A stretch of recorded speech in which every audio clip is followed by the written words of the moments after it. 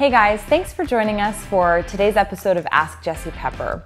We've got a bit of a sticky situation that one of our viewers posted on our Twitter page, and we're gonna try our best to answer a question that you may or may not have dealt with in the past. But she wrote in and she said she has a roommate that she's pretty sure is wearing her clothes without asking. I don't know if that's ever happened to you. I know that I had a similar situation like that in college, where I would come home from class and I would notice that my necklaces that normally hung on these pegs above my desk seemed to be out of order, and I couldn't figure out why. Immediately figured that my roommate was wearing them without asking, putting them back in the wrong spot. I thought I was very clever and did a little bit of detective work, tried to pay a little bit more attention to it, and finally decided that it was time to confront her. I sat her down, sweetly explained that I noticed my necklaces were in the wrong spot and I didn't want her to be wearing them without asking me. And if she just wanted to ask before wearing them, that I would be happy to loan them to her. And I felt so bad when she told me that I was actually leaving my necklaces on my desk in the morning before leaving for class, and she was basically picking up after me before she would leave herself. So that one kind of backfired for me, but I just, really want to stress the importance of being open and honest with your roommate as the first and foremost way to handle something like this. I'm going to share with you some advice on how I might approach the situation, and hopefully it will help. One of the first things I think it's smart to do is to ask yourself how close of friends you are with your roommate.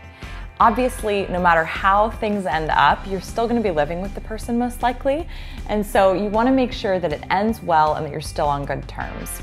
I think that if you're close friends with the person, you can bring it up a little bit more casually in conversation. It's especially nice if you're on neutral territory. So maybe you're on a walk or you're headed out together and you just say something like, hey, the other day I noticed that my shirt had been put back differently and I wondered if you'd borrowed it. I might be imagining things, but I just wanted to ask you about it. Something like that.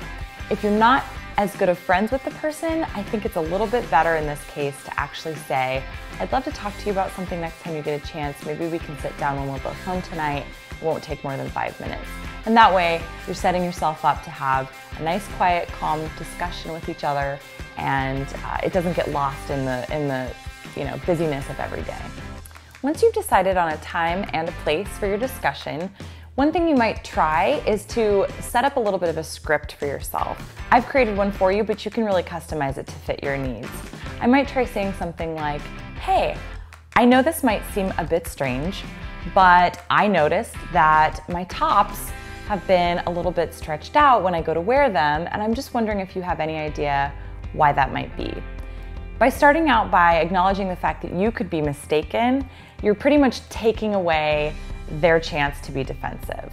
And then by following it up with proof instead of accusing them with actual evidence, you're just explaining to them that something has come to your attention and that you just want to address it to see what might be happening in the meantime. Obviously, in most cases, talking about something like this in person is ideal, but if it's just not possible, or if you can't quite get at the guts, I think an email is a totally fine way to go about handling this. As long as you let them know that you're still open to talking about it and that you're not accusing them and then closing the discussion, that it's definitely fine in this case to have technology be a little bit of a tool.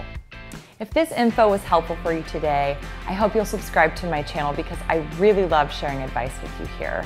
Be sure to tweet me your questions by using the hashtag AskJessiePepper, and my handle is StyleandPepper. You can also check out my blog. I'll be posting a helpful little script along with a few other tips at styleandpepperblog.com. Thanks so much, and we'll see you next time.